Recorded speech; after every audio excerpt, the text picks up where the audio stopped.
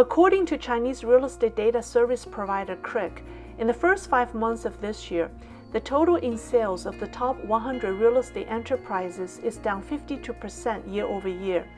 The number of real estate companies with annual sales of 100 billion yuan or more is reduced from 15 last year to 3 this year. Rising unemployment, delinquent mortgages, and foreclosures contribute to an oversupply of homes and low demand, driving prices further down. The Chinese government and developers are getting desperate and creative in coping with the crisis. Hi everyone, I'm Lei. Welcome to Lei's Real Talk. The Chinese real estate market is in trouble as there is an oversupply with very low demand. Those who have the money have bought more than one home. Those who don't own a home cannot afford one. Some local governments are using administrative means to push for sales and have coined the phrase, maliciously not buying a house. Maliciously not buying a house is a verbatim translation of the Chinese. It means that when you have the means to buy real estate but you don't, you are deemed malicious against the government's will.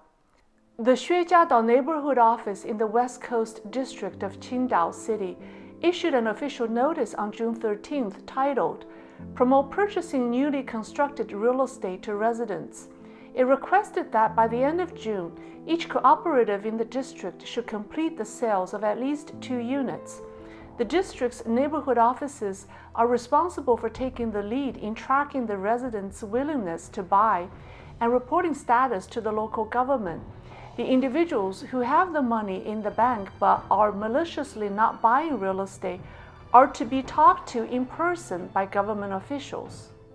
On the 18th, a staff member of the neighborhood office confirmed the notice and told reporters that if they don't meet the quota, their community would lose its credit score and the party secretary of the office will likely see his pay reduced. While municipal government has linked the number of real estate sales to officials' job performance, developers are getting very creative. They have offered gold, a job, and even a live and kicking pig as incentive to any potential home buyers.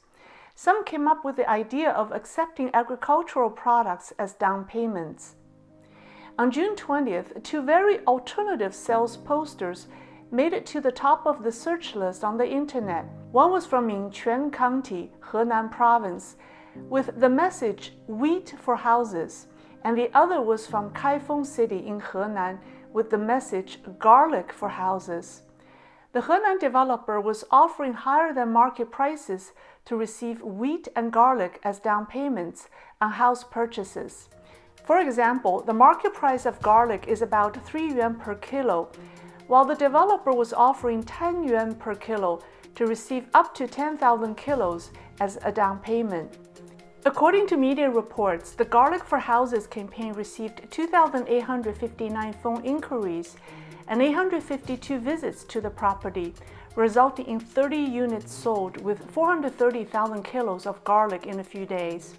The deal seemed attractive because the offer price was 3 times higher than what farmers would get if they sold the garlic in the agricultural market. But this kind of offer doesn't attract ordinary farmers because a typical farming family doesn't have the capacity to produce 10,000 kilos of garlic unless they are contractors who buy farmers' harvests. In addition, garlic and wheat could only be applied toward a down payment, and 70% of the real estate purchase must be paid for with money, and farmers just don't have the money. The China Securities Journal reported that the developer who came up with the idea had seen a 71% drop in sales a month earlier in May. After the wheat and garlic for house deals went viral, the ads suddenly stopped with no explanation. My guess is that it was probably due to government intervention. But afterward, in Nanjing, the capital of Jiangsu province, a similar promotion showed up. For this deal, watermelons could be used toward house down payments. Some experts say that the agricultural products for houses offers are only a publicity stunt to get people's attention. The incentives are not enough to offset the risks. Given the current economy and the ever-present layoffs, people don't want to spend money on real estate even if they have it, especially when they aren't sure if the developer will ever finish and deliver the homes. The Yongwei Jinqiao Xitang residential project in Henan's capital city, Zhengzhou, is dubbed the best educated community and is widely reported on by the press. It is located in a government-sponsored high-tech zone and has attracted a large number of talented people from 4 local universities.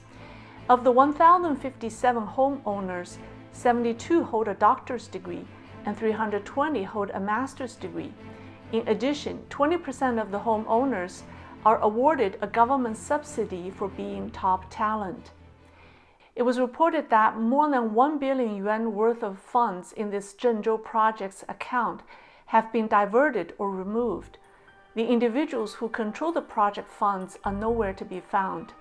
The project's highly educated owners got organized and formed a legal team, a supervision team, and a video team to negotiate with the government and the developer. They set up social media accounts to post videos and publish nearly 70,000 words of content to tell their stories, but to no avail. Construction has stopped for more than 7 months. All of the above cases are in Henan province, a province inundated by financial fraud and misfortune.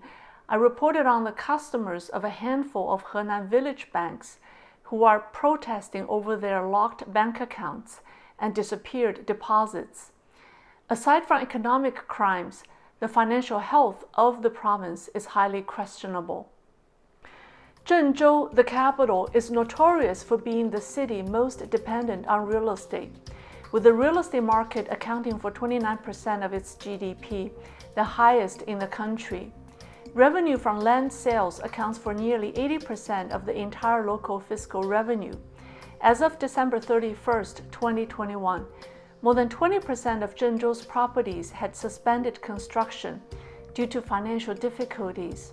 The number of unfinished properties, or what Chinese call rear-rotting properties, totaled 25,000 units, accounting for 28% of new home sales in 2021. Which is also the highest in China.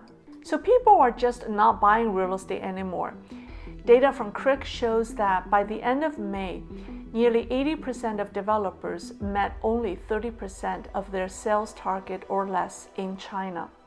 To rescue the falling real estate market, Beijing suspended a real estate tax pilot program in March and lowered mortgage rates in May. In addition, local governments everywhere have introduced dozens of new policies to promote home ownership. The China Real Estate Association announced that it will hold a conference with the theme Matchmaking Real Estate Relief Projects with Financial Institutions in Hangzhou on July 26th and 27th. A commentary in China's Caijing magazine said that the regime's evaluation of the country's real estate market will determine whether it will be treated slowly or sent to the ICU immediately. The article further said that if Beijing missed the time window to get the real estate market on a ventilator, China's economy may deteriorate dramatically and quickly. Judging from the current situation, it seems that the CCP is letting the country's real estate market die a slow but painful death. The regime is using its big data and grassroots organizations to monitor those who still have some money left in the bank, and will force you to buy. If you don't, you are labeled malicious. Such is the reality of the Chinese real estate market and the logic of the CCP's market economy. Here's a video about the real estate market, and the other one is about the banking fraud in Henan. That's all for today. See you next time. Thank you.